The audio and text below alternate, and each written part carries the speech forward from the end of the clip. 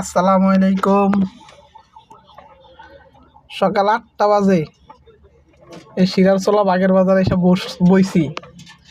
প্রায় 50 মিনিট হয়ে গেছে গা, এখনো রাস্তায় জ্যাম ছুটে না। কি প্রকার জ্যাম দেখছেন অবস্থাটা রাস্তার? এরকম জ্যাম হইলে যাওয়া যায়?